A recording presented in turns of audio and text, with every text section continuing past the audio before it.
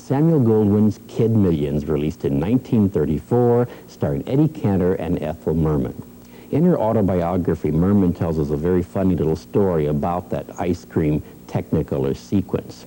It seems that when the censors got their first view of it, they were rather disturbed by the pictures of the children with the distended stomachs distended because they had eaten too much ice cream. The censors requested that no little girls be included in that part of the number, at least, because girls with big stomachs might be a little bit too sexy for audiences in 1934.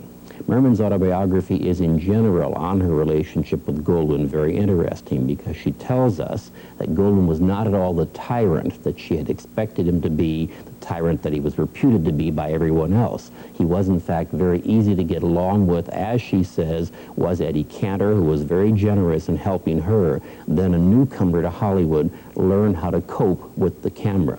Merman, however, does add that she felt her own peculiar abilities, her voice, her particular kind of musical talent, the way she projected on stage, were simply not suited to Hollywood. She didn't feel that she was misused or abused when making films, but simply that she could be better utilized on the Broadway stage. Ethel Merman, Eddie Cantor, Kid Millions. And as I promised you before the film, an interview with that really wonderful actress and very funny lady, Eve Arden, taped at the Ramada, Beverly Hills.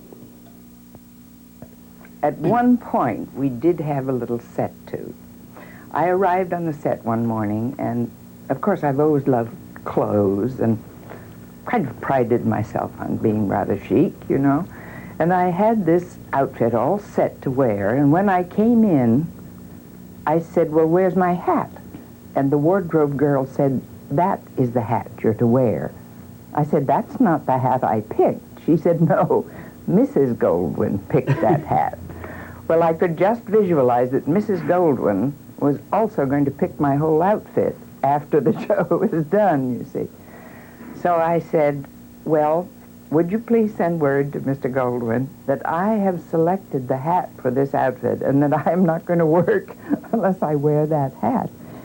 And everybody blanched, you know. No one had ever crossed Mr. Goldwyn in much of anything.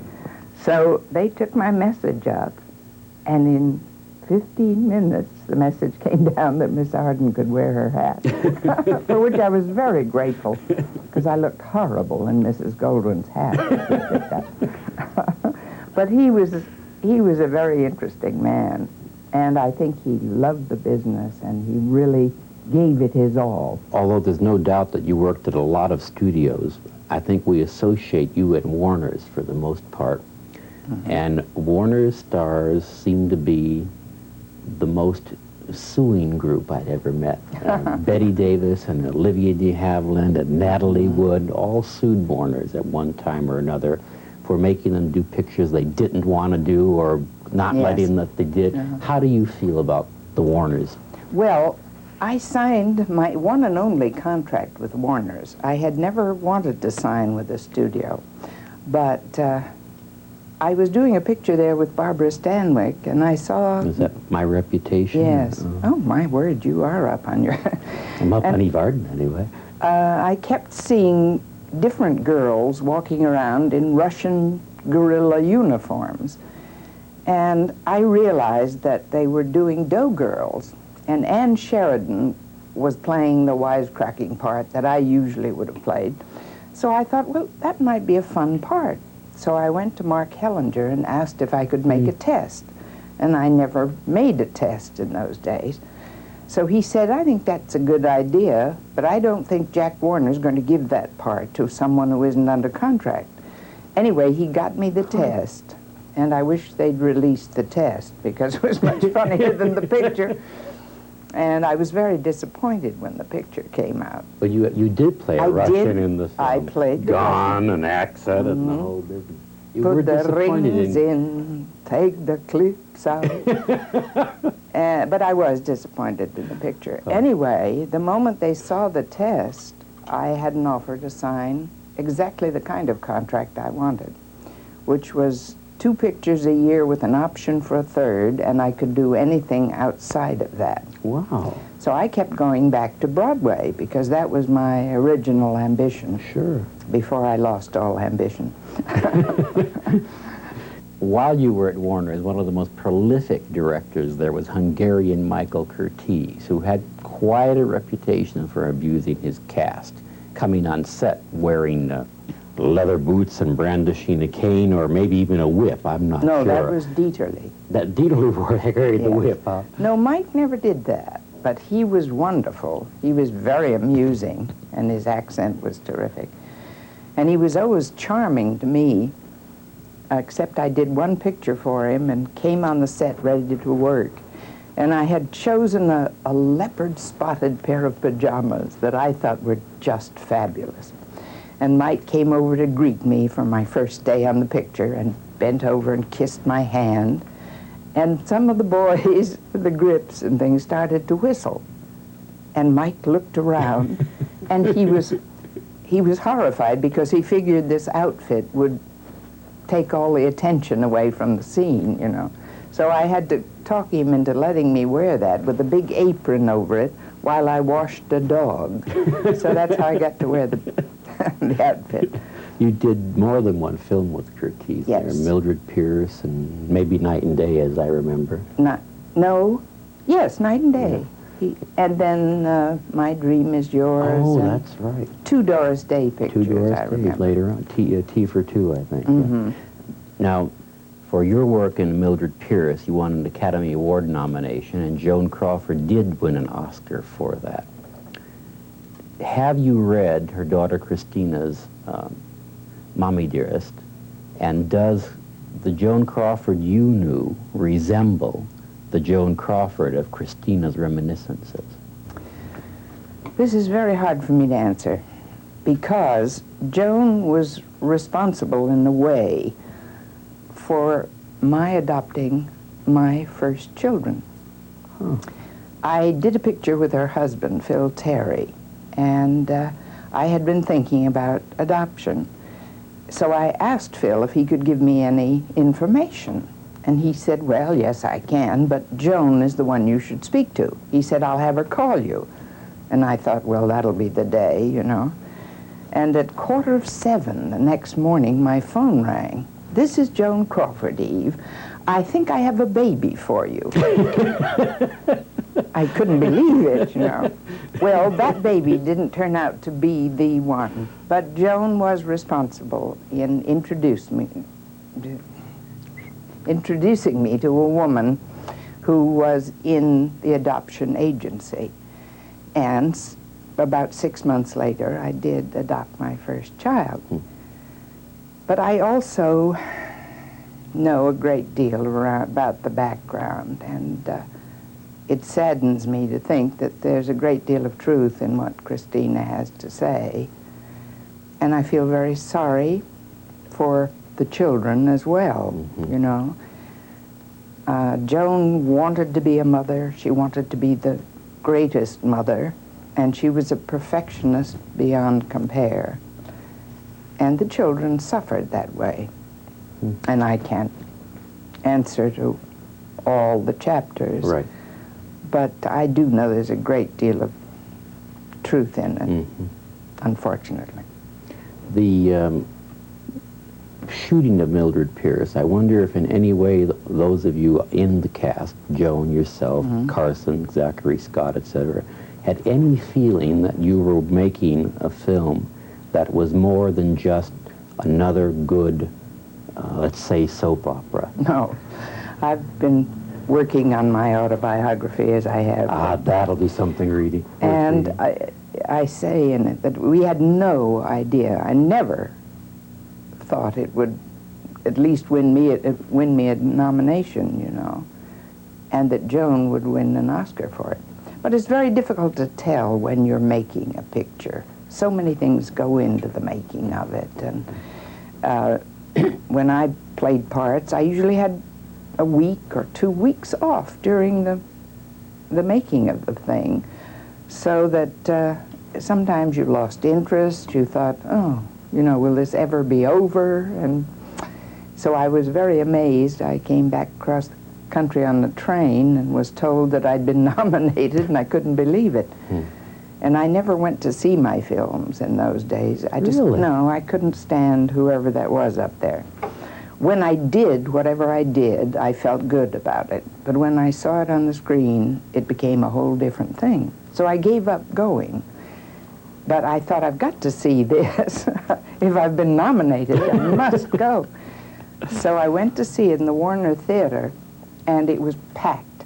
And I went all alone, because I wouldn't let anyone go with me. And I sat in the second row, like that, and I came on, and I stood it for about 4 minutes, and then I fled. And I never saw it again until one day my little boys had the TV on, and I heard a voice, and I said, that's me. It's got to be. What in? And it was Mildred Pierce. So then I watched the rest of it. Did you ever work on a film, for instance, that didn't have a completed script? Oh, yes. I did one with Ann Sheridan called The Unfaithful.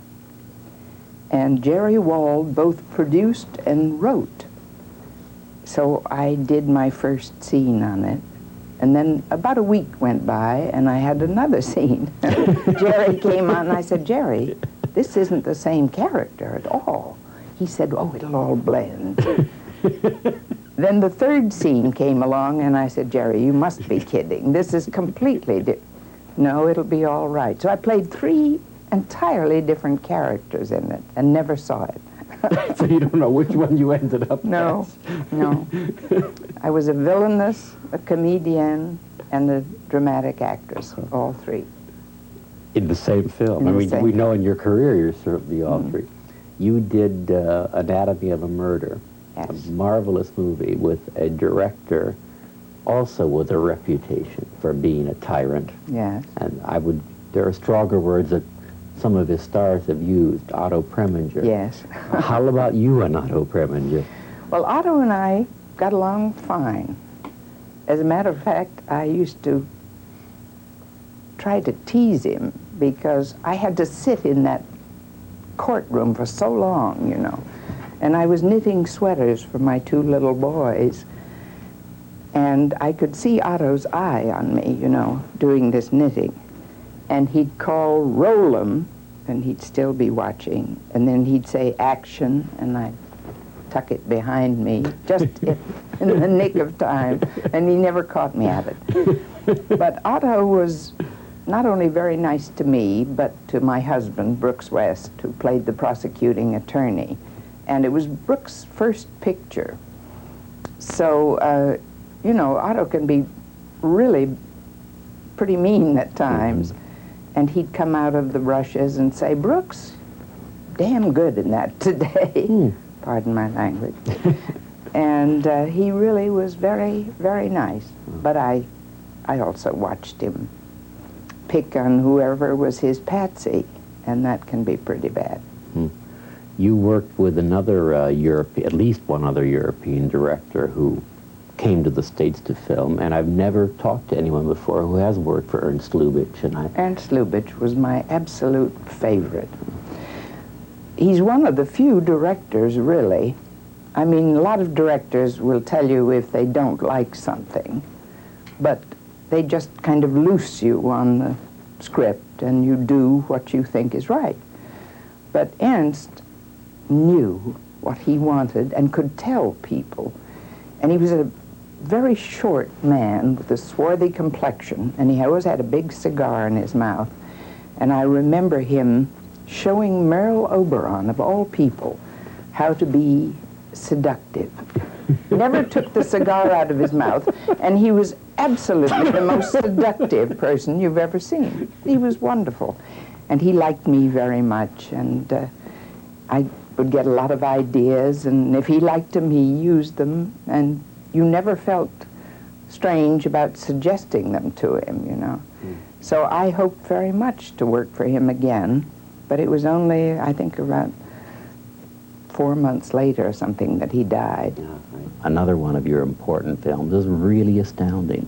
Katharine Hepburn, Ginger Rogers, Ann Miller. Goes on and on and on. how did you get into stage door? Well, it was very strange. I had come out and made one film with Eddie Horton, whom I adored, and Universal decided they wanted to make a test of me. I had never made a test, so they gave me to a young director who couldn't have cared less about me, but he had a lovely little gal friend, and so he set her up in a little thing with a sink, but lit beautifully from all sides, and with the eyelashes waving up and down. And she was washing dishes, and I was stalking around in the background, drying dishes and making a wisecrack now and then. And I thought, oh, this is going to be disaster, and it was. And Universal forgot about anything.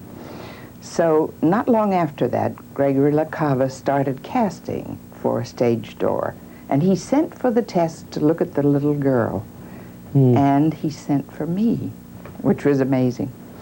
So he said, look, I can't offer you a part in this because, he said, we write as we go along. And he said, the studio's insisting yet that I use Katharine Hepburn, I bet he was Ginger fighting. Rogers, but he had, you know, Lucy wasn't known then, right. and Ann Miller certainly wasn't known. And, but he said, you have a quality I like. So I said, well, that's very nice, but, you know, I'd rather go back to the stage unless I have something that I know. He said, trust me. So I said, I'll make you a pact. I'll sign for 2 weeks, and at the end of that time, you will know whether I have anything that you want, and I will know whether I want to be in the thing. And so that's the way I went into the show. So he called me not long after that and said, do you have any ideas to make this character stand out? And I said, no, not really. But I said, I've just gotten 2 cats from the pound. And I said, maybe I could be the girl with the cat, and it could be Henry and turn out to be Henry. And that's what we did in the picture. So the first day on the picture, I was supposed to be walking around cracking peanuts and wisecracking. And there was this cat. So I hung it around my neck and cracked the peanut. And he said, will it stay there? And I said, I think so. So just as the camera rolled, Henry, that tail went up in the air a few times. And that was all I did in the picture. And you and the cat are part of history. It is, that is perfect. I was known as the cat girl The for cat a few girl, months right. after that. One of your films, Voice of the Turtle, which for some strange reason is now called One for the Book, had you co-starring with Ronald Reagan and Eleanor Parker. Could you have ever guessed, making it, that Ronald Reagan not only was going to go on to bigger things, but a totally different kind of thing? No, of course, in those days, he was a rabid Democrat, you know.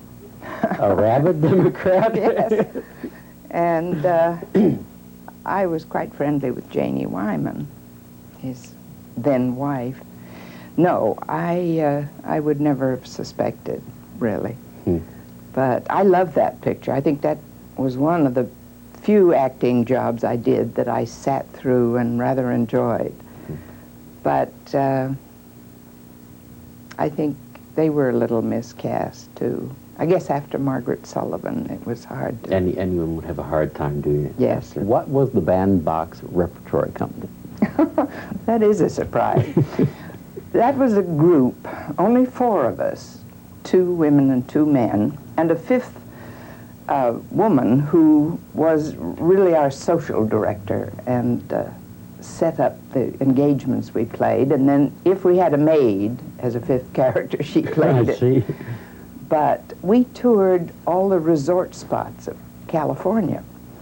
We'd play Palm Springs and Santa Barbara, and we'd play the big hotels.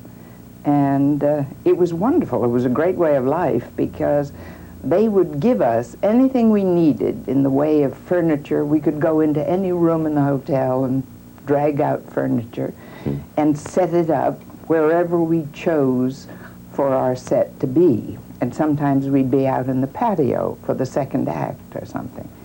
And people sat around us. We were really the first theater in the round. And they would provide us with food, both for the performance and for us. And we spent 3 nights and did 3 plays, and then toured on to the next one.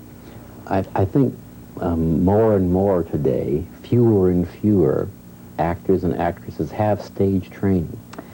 Well, I feel very sorry for young people that they can't get more training, you know, in training with audiences. Mm-hmm. I never went to a school or anything like that. My daughter went to the American Academy and stayed for 2 years, was invited to stay for the 2nd year, but she didn't feel she got that much out of it.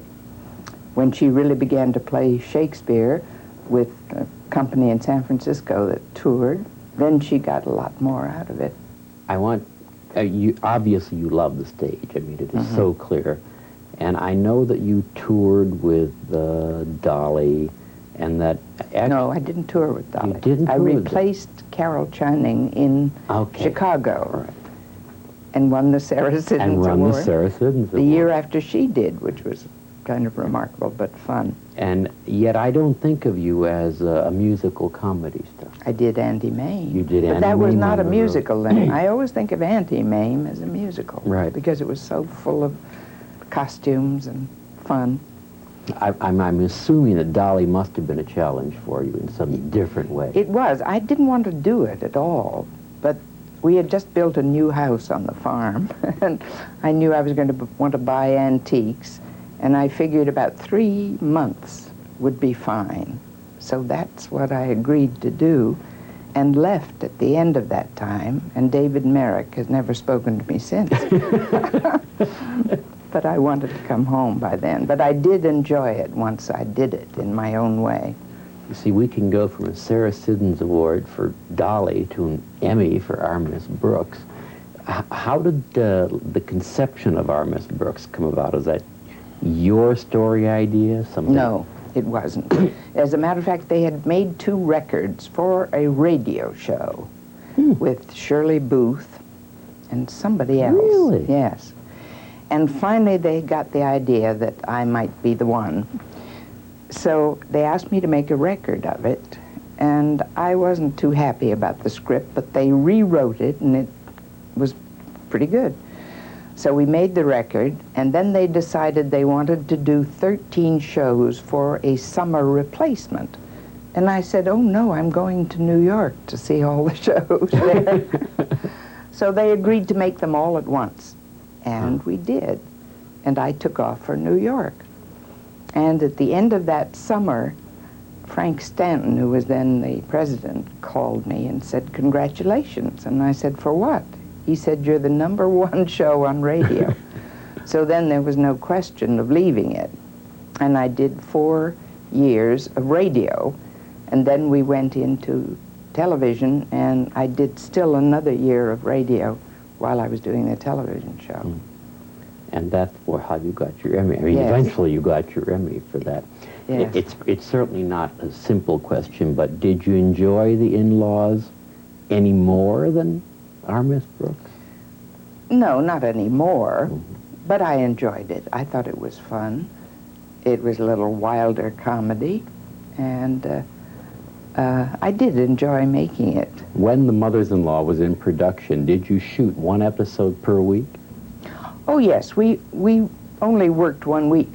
We shot it exactly the same way I did Miss Brooks, with an audience and with 3 cameras. So that my rehearsals, we only rehearsed 2.5 days on Miss Brooks. Amazing. When we got to The Mothers-in-Law, they insisted on 5 days. And that killed me, because I loved, you know, a short rehearsal. Sure. And I think that's one thing that's a little wrong with a lot of the TV shows now. When you go to rehearse, you rehearse so constantly and so long. And finally, it always amuses me at the last rehearsal, when you read a joke, you hear 1 laugh, and that's the writer that wrote that joke. Then you do another joke, and you hear a laugh over here. And finally, you know, nobody really has any joy or spontaneity. When we did 2.5 days rehearsal, we were really out there winging it and every line perfect, but it was more fun because you had that edge. Well, when we see Eve Arden on big screen or little screen or on stage, everyone laughs. We really thank you for the treasures you've given us, and thank you for the interview, too. Thank you, Nick. I appreciate that. Our thanks to Eve Arden. I'm Nick Salerno. Join us next week and every week for Cinema Classics, The Goldwyn Touch. Images of Indians, next in view on Hawaii Public Television.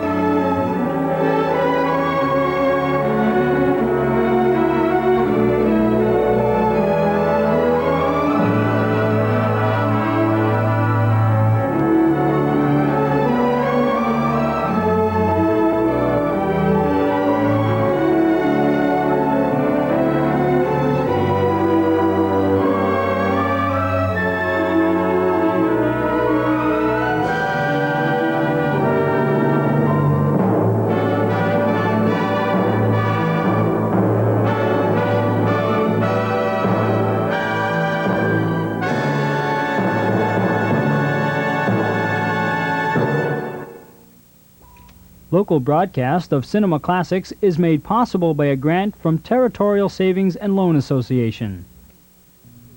Musical Comedy Tonight. An overview of the history of American musical comedy.